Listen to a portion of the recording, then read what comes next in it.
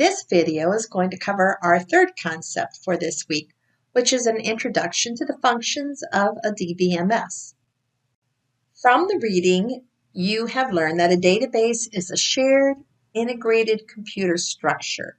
It stores end-user data, which is the raw facts.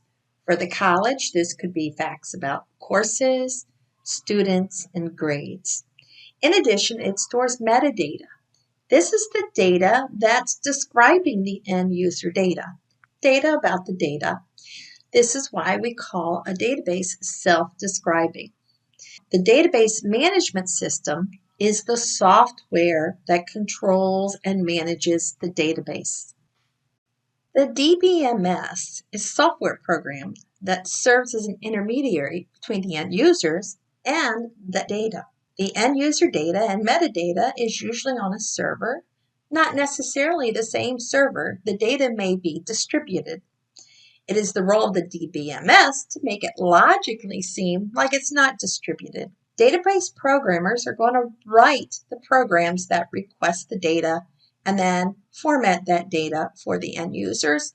They also will do it over the internet, so the connection can be local or it can be via the internet. So as you see, a DBMS is going to allow the data to be shared by multiple users and multiple programs. It improves sharing, security, integration, access, decision-making, productivity, etc. The DBMS is the software, but then we also have the database system environment.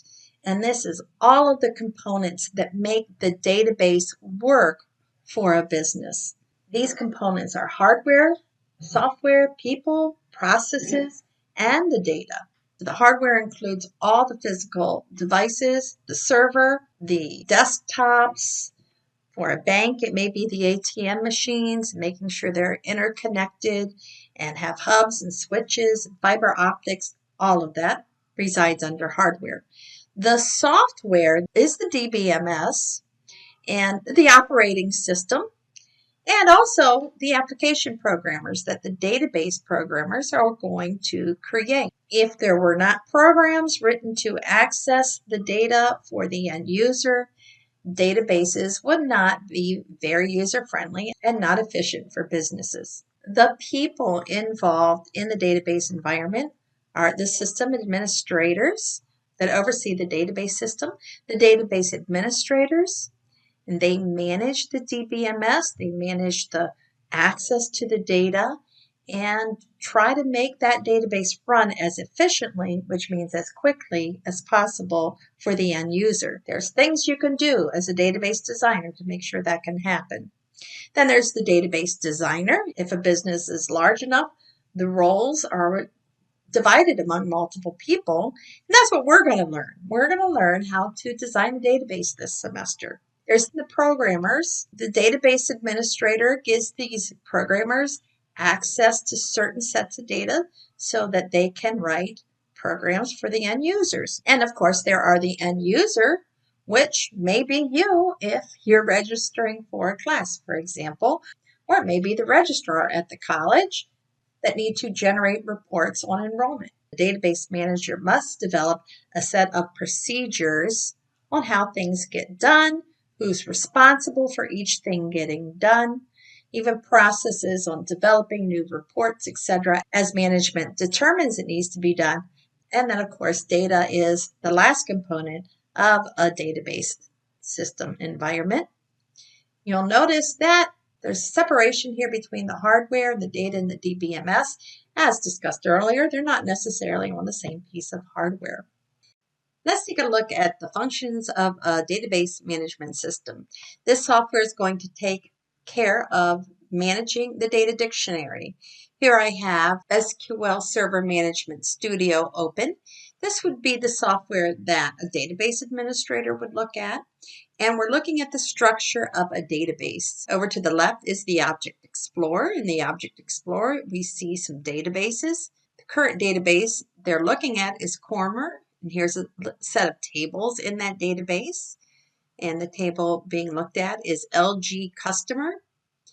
And here we have LG customer and the fields in there.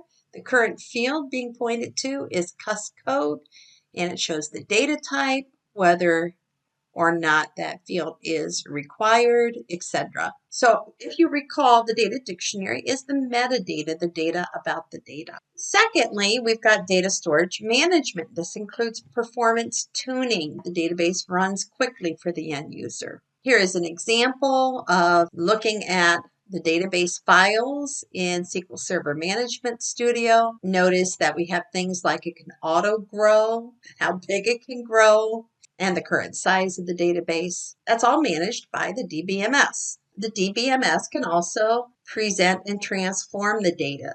The way that the data is stored in the database may not be the most user-friendly way for a human to see it. And so the DBMS puts it in a nice presentation or transforms it from the way we'd like to input it to the way it should be stored. Here's Excel, for example, and don't know if you know this. Okay, I put in a date and it looks like a date, but did you know it's actually a number? Dates are stored inside of a database and also for spreadsheets as a number. And why is this? It's because we normally want to add and subtract dates. Do you want to know, for example, if your invoice is overdue? You have to subtract the current date from the due date of the invoice to figure that out. And that is why I would not want to see that. I would not know this is January 1st, 2020, but based on how it is stored in the database. It is also the DBMS that's going to require you to log in or maybe use even biometrics to secure the data. There's something interesting. Have you ever tried to purchase a ticket online and it indicates then that the ticket you are selecting is locked for 15 minutes or something like that?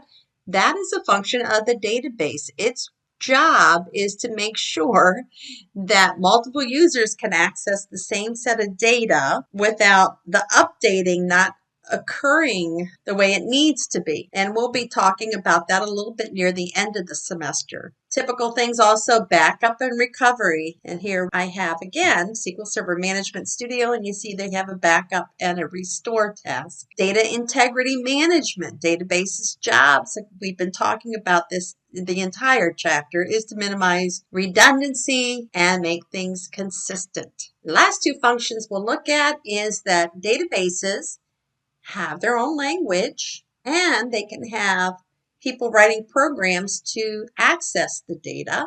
The DBMS language is a standard, so it's pretty consistent among different databases. That's nice that I don't have to learn one way to talk to an Oracle and a different way to talk to an SQL server. Once I learned a skill called SQL, Structured Query Language, I can transfer that skill to other databases.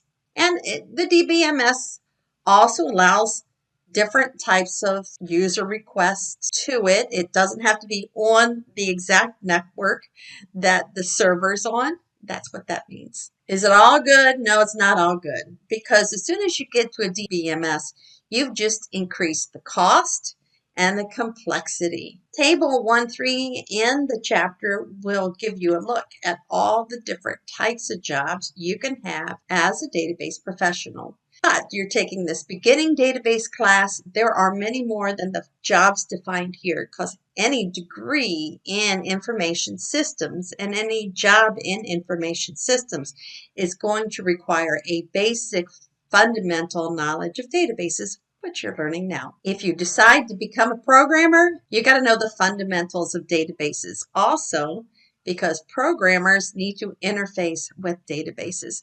You don't understand databases, it's going to make your job much more difficult. As a programmer, I have many times written SQL statements embedded in my program, so I'm glad I had that knowledge.